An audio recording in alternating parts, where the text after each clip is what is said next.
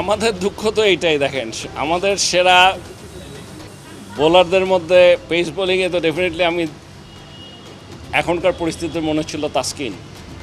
ওর injury হওয়ার এখনই সময় হলো। বিসিবি সভাপতির মতোই প্রশ্ন জাগে, ক্রিকেট বোর্ডের মেডিকেল টিম থাকার পরও কেন বেশি ওয়ার্কলোড দেয়া হলো টাইগার পেসার? তো একটা নতুন প্লেয়ার ট্রাই করে, ইস্টার্ন টিম নামে কি আপনি 200 রান করেছেন? ওখানে যেসব টিমগুলো আছে চিন্তা ভাবনা, জিম্বাবুয়ের মতন বাংলাদেশ অনেক প্লেয়ার এরকম নষ্ট করেছে। গুরু শিষ্যের বড় শত্রু ইনজুরি। কষ্টের রেকর্ডে উকিল বাবা মাশরাফিকেও কি ছাড়িয়ে যেতে হচ্ছে তাসকিনকে? 2011-তে ঘরের মাঠে ওয়ানডে। আসসালামু আলাইকুম সুপ্রিয় দর্শক বন্ধুরা, এবারে টি-20 বিশ্বকাপে যাওয়ার আগে স্বর্ণচারা হয়ে পড়ল বাংলাদেশ ক্রিকেট।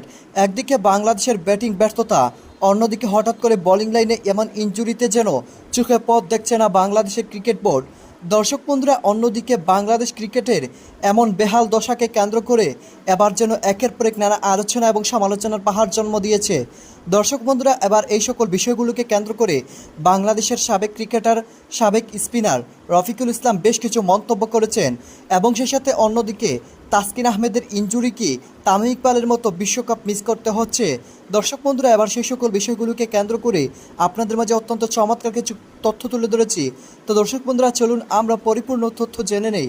অবশ্যই ধৈর্য সহকারে পুরো ভিডিওটি দেখবেন, তাহলে বুঝতে পারবেন তবে কি তাসকিনের বিশ্বকাপ মিশন শেষ হয়ে গেল। একটা নতুন প্লেয়ার ট্রাই করে, ইস্টার্ন টিম নামে কি আপনি 200 রান করেছেন? ওখানে যেসব টিমগুলো আছে চিন্তা ভাবনা, জিম্বাবুয়ের মতন বাংলাদেশ অনেক প্লেয়ার এরকম নষ্ট করেছে।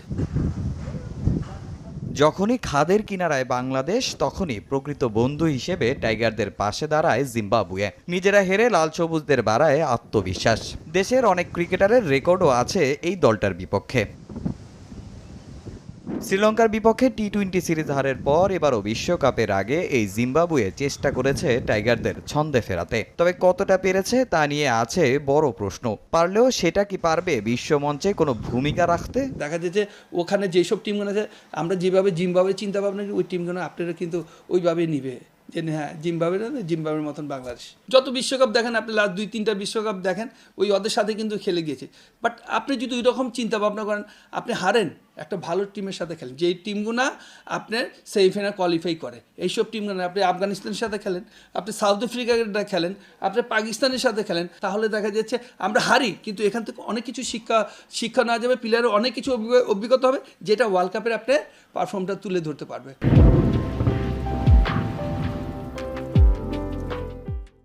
বিশ্ব আসরে অনেক ম্যাচেই তীরে এসে তরি ডোবানোর রেকর্ড আছে বাংলাদেশের। ম্যাচ হারলেও থাকে নানা অজুহাত। এই সংস্কৃতি থেকে বের হওয়ার পরামর্শ রফিকের। আমরা কিন্তু এখন পিছের দিক তাকাই না, আমরা কিন্তু তাকাই যে কীভাবে পয়েন্ট নিব, কীভাবে আমরা জিতবো। যে টিম হোক, আমরা সব টিমের হারাইছি না, বাট আমাদের অভিজ্ঞতা তো আছে।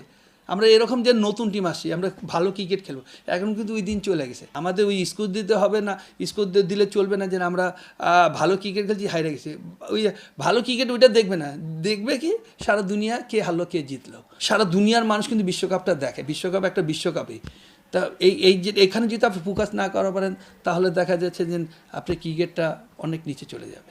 বিশ্বকাপের আগে এই জিম্বাবুয়ে সিরিজটা ছিল তরুণদের বাজিয়ে নেয়ার শেষ সুযোগ। ওপেনিংয়ে সৌম্যকেই খেলানো হয়েছে, যে বারবার ব্যর্থ হচ্ছে পারফর্ম করতে।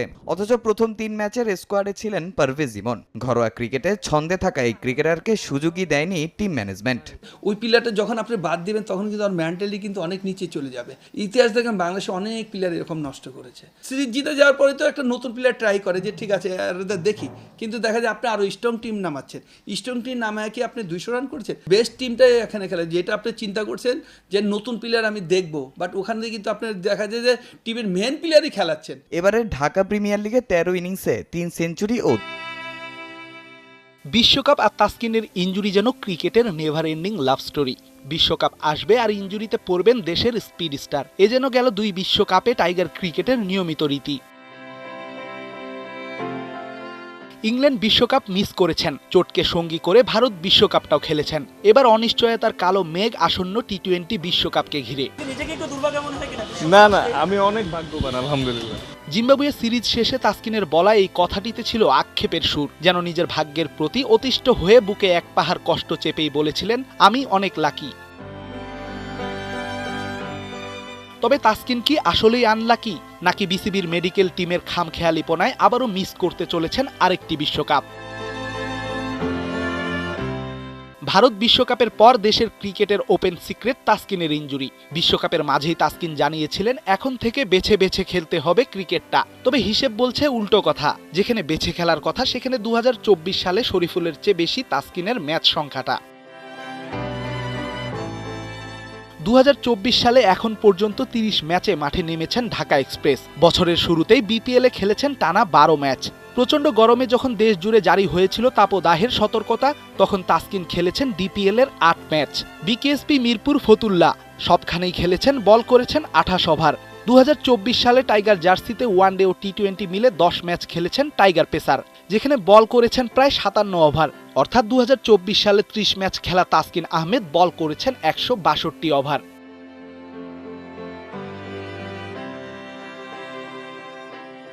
অন্যদিকে দেশের আরেক তরুণ পেসার শরীফুল ইসলাম একই সময়ে খেলেছেন 24 ম্যাচ। এক ফরম্যাট বেশি খেলা শরীফুল এ সময়ে বল করেছেন 156 ওভার। অর্থাৎ ইনজুরি প্রবণ তাসকিনের চেয়ে ইনজুরি মুক্ত শরীফুল 5 ম্যাচ কম খেলে বল করেছেন 6 ওভার কম। আমাদের দুঃখ তো এইটাই, দেখেন আমাদের সেরা বোলারদের মধ্যে পেস বোলিংয়ে তো ডেফিনেটলি আমি এখনকার পরিস্থিতিতে মনে হচ্ছিল তাসকিন।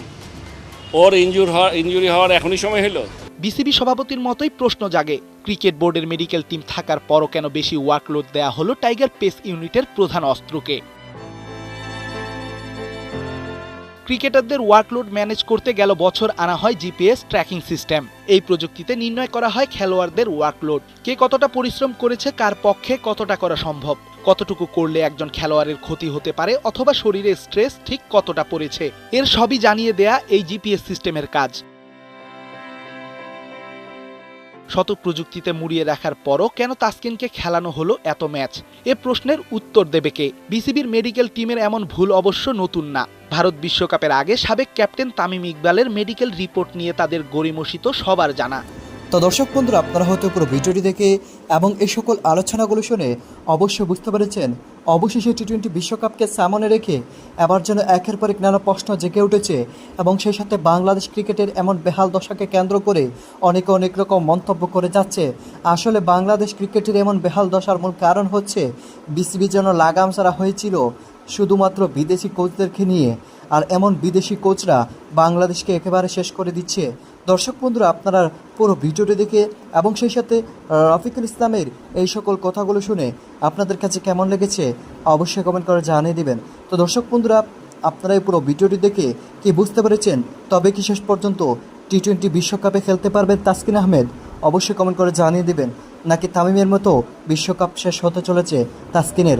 অবশ্যই কমেন্ট করে জানিয়ে দিবেন। তো দর্শক বন্ধুরা, ভালো থাকুন, সুস্থ থাকুন। আল্লাহ হাফিজ, আসসালামু আলাইকুম।